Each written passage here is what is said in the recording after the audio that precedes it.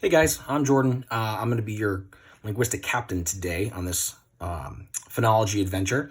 However, I'm having extreme technical difficulties, so I have to do this via my phone and then show you what I was trying to overlap my voice on. So my PowerPoint, it's just going to look a little funky, but please bear with me. I apologize. It is all I can do. I'm very tech dumb. But that's just it. So I explored phonetics and phonology, kind of like Emily did this week, because I think it's something that interested me. It's a challenge, I'll say that. That's one thing I learned after I signed up for it, that it is difficult. But if you do put the time and the effort in, it will get a little bit better. I will do my best to do you justice with the article and try to show you some of the things that help me learn it and also maybe help you learn it too. With that being said, let's just jump right in. All right. So this is a typical New England town. I think it's cute, but basically every town or every state, every region across the country has a little bit different. So these are the major regions. The article did go into a little bit of backstory, so I'm going to give you that. The major regions are Eastern New England, which is consistent of Maine, Eastern Connecticut, Rhode Island, New Hampshire, and Eastern Mass. Western New England, which is Vermont, Western Mass, and Western Connecticut. Talking about who kind of settled this area and where our language in this area comes from. The English came first. However, I do like to point out they were second to the Native Americans because they lived here first. Expansion follows along the river networks and a source for viable farmland. So basically, people were moving in an attempt to spread out from the coast and just find a nice place to niche to live. So I say the secluded pockets emerge because you see these river networks, and this is why they divide it. There's mountain ranges in here, the Green Mountains, the White Mountains. Pockets start to form where people don't get as much exposure to others, so their language kind of stays the way that they brought with them. I think that's pretty interesting. The new groups start to arrive, you see over time with like the Scottish, Irish, French from Canada, and they all influence the language. Native Americans, I give them again a shout out because they don't really influence our language per se. At least the article says it doesn't, but they do give us state names, town names, river names, and I like to think that that kind of adds a little gist in there for us. The example I have is Lake Memphremagog. Memphremagog.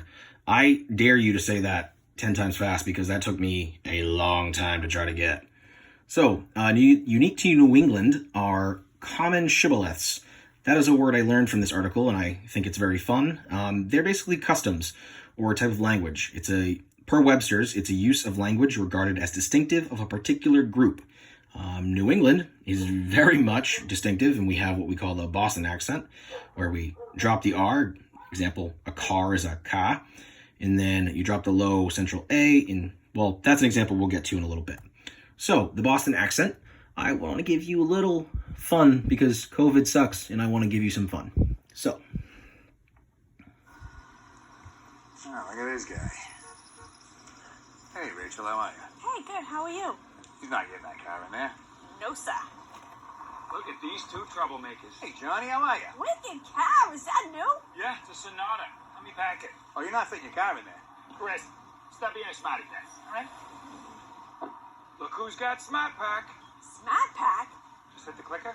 Car packs itself. It's smart. It's wicked smart. And I can pack it anywhere. How about Dorchester? Packed it. Foxborough. Packed it. The Garden? Packed it. Saugus? Packed it. Swampscott? Revere? The Harbor? Are you kidding me? I packed it and then unpacked it. You unpacked it? Kid. Game changer. That Sonata ain't got no driver. That's all right. He's got Smart Pack. Hey, you get back there. He's got Smart pack. Hey, whoa, it's Big Pop. Wicked smart. This is a ghost car. A better way to park. Only available on the all-new Sonata with remote smart parking assist. Sorry, bro. You didn't miss much. All it really does is call him your bigness, and it's pretty funny.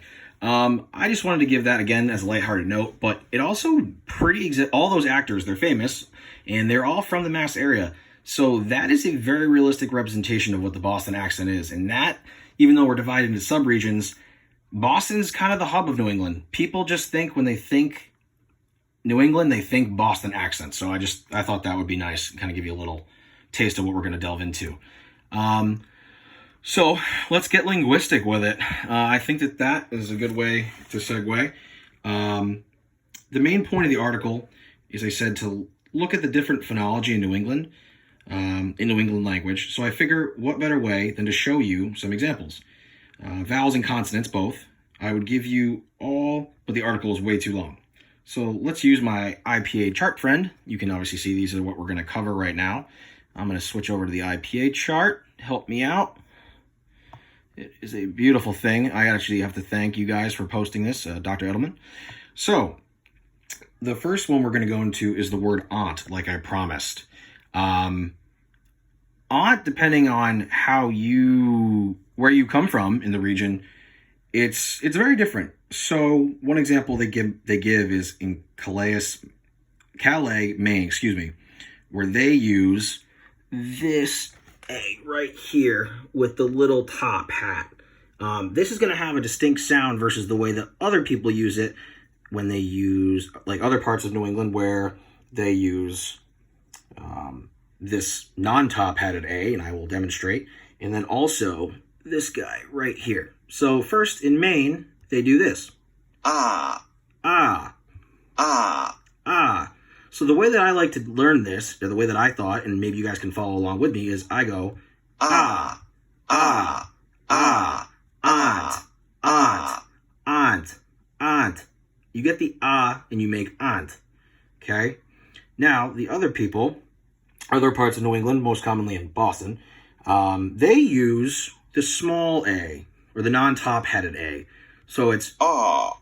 ah, ah, ah, aunt, aunt, aunt, aunt. Obviously, I keep going, but you can see the difference between Ah. aunt, or Ah. aunt. Now, another group, most of the rest of the article says the majority of the United States does it this way. Eh. That's ant. Ant.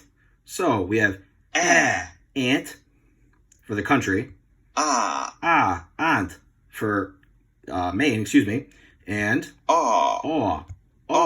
aunt, which is pretty much the rest of New England. That's how I say it. I'm not gonna lie. When I talk about my auntie Sheesh, she's an aunt, not an ant or an yeah. You get it. So the next one we're going to go into that was on the slideshow was the O vowel. So lot versus thought. Two very different words. I can actually, just so you see it one more time. So the second one, lot versus thought. I'm doing this, as you can see, the national level, which I just talked about, how there's differences. Even just the region, Western New England versus Eastern New England, and then we'll go to the next one after that. So the lot versus thought. In Eastern New England, there's really no distinction between lot and thought. They just use this one. It's a backwards A, it looks like. So this is what it sounds like. Oh. Or, Oh. or, lot, or, lot, or, thought, Oh. lot, Oh. thought. So it's a little deeper. It's a little more throaty, if you will. You close off a little bit more, or you open a little bit more. You got a lot of breath coming out there. So that's lot, thought, lot, thought. All right. And that, again, I think is synonymous with Boston and how kind of the rest of us speak. But that's just that. Western New England kind of differs. They're a little more New York-centric, which is funny because Rhode Island, we're kind of that New York, Boston mix, but we're roped in with Eastern New England anyway. So Western New England, well, the way that they do it is they have the opposite, actually. So lot, or let me say, lot, thought, thought. So ours is a little more, Eastern New England is a little more open, a little more throaty. This is it's on the same tree, so it's very close, but it's very different. And this is why this is so hard. This took me, I couldn't even tell you how long. But they also throw in this bad boy, which is where the New York influence comes from, and it's Oh. oh, or. So like Lord, or, Lord, thought. So it's a little, it's yeah, you kind of that old Italian gangster movie you see. So that's that one. Excuse me, I apologize. So back to that. The next one we have is, excuse me. Of course I did. Bear with me, I'm sorry. This is where I love technology. Sorry, guys. Start. So this is where I break it down even further, or the way the article breaks it down is between age and gender, even within a single state. So you have older males in western New Hampshire and younger females in eastern New Hampshire.